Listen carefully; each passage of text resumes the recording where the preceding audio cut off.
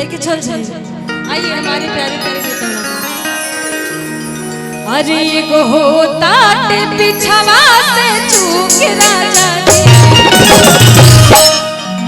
आई एगो होता पिछवा से चूक राजा। गाना सुने हैं ना आप लोग? आप लोग तब काहे इतना शांत है? सुने हैं तो सुना हुआ गाना सुनने को मिल रहा है तो ज्यादा आप लोग के अंदर एनर्जी दिखना चाहिए ना। हम भी बजाएंगे थोड़ी देर बाद। अरे एगो होता पिछवा से चूक राजा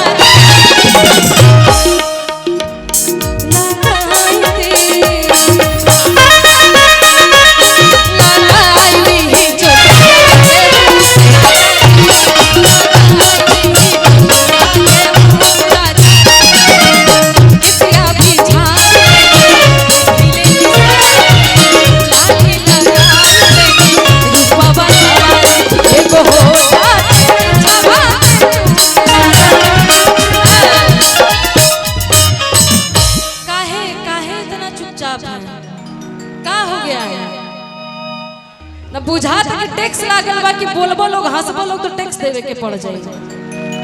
महाराज इतना ऐसा आप लोग मुंह बनाए रखते हैं ना तो हम लोग को अच्छा नहीं लगता है गाना गाने में। थोड़ा आप लोग खुश रहिएगा, थोड़ा हंसिएगा, मुस्कुराइए, थोड़ा एंजॉय करिएगा तो हम लोग को भी अच्छा लगेगा। और इधर हमारे चचा लोग भी बैठे हुए हैं। चाची नहीं खी जा, खाली मर्द के समियाना बात रउआ सब एंजॉय कर सकता है। अरे एगो होता पिछवा से चूक राजा एगो होता पिछवा से चूक राजा लगाई रे तो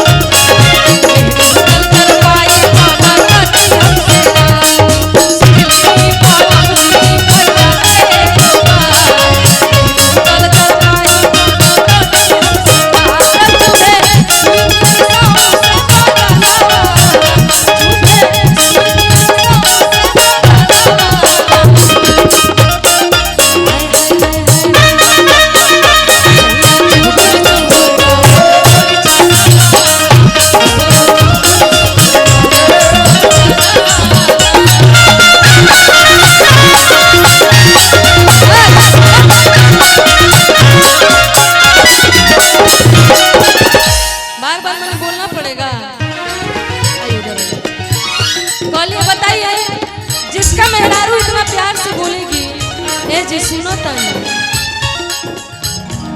हमार रुको तार बियाह नहीं के भइल सब लोग कुंवारे बा इधर तो बंडा बस्ती बसले बड़ा लोग का केहू के बियाह नहीं के भइल आप लोग के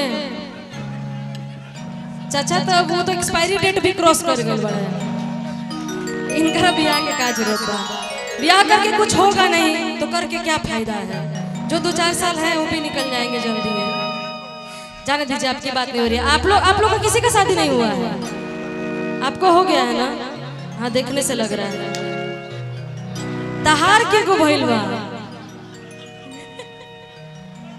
कोई बात नहीं यहाँ किसी का नहीं हुआ है मेरा भी नहीं हुआ है इसका भी नहीं हुआ उसका किसी का नहीं हुआ हम लोग सब बंडे जी रहे हैं अकेले जीवन निकाल लेना है सब आगे कह लिया कि साइज बा छोटा कर बड़ा बाटे सीना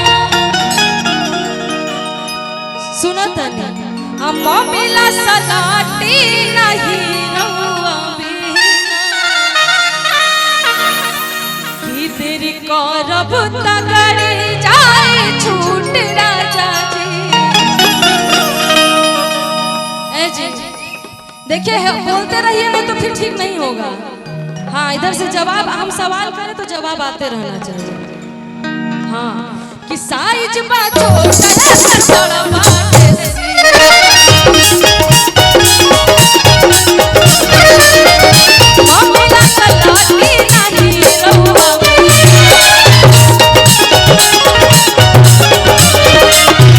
साइज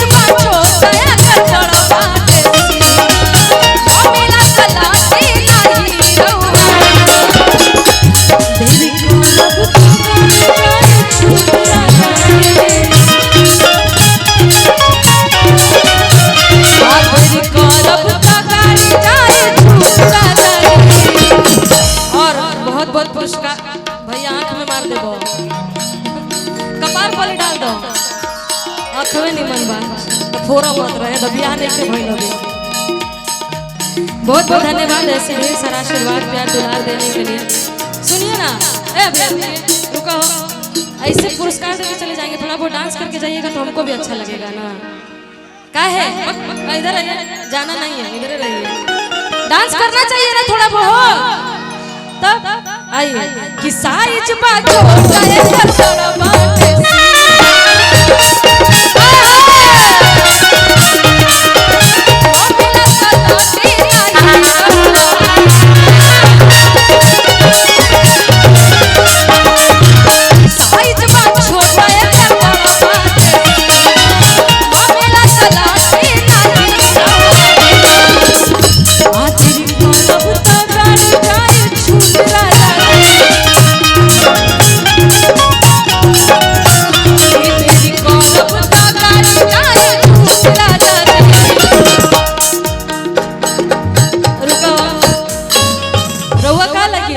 जिनकर बियाह राहुल जी के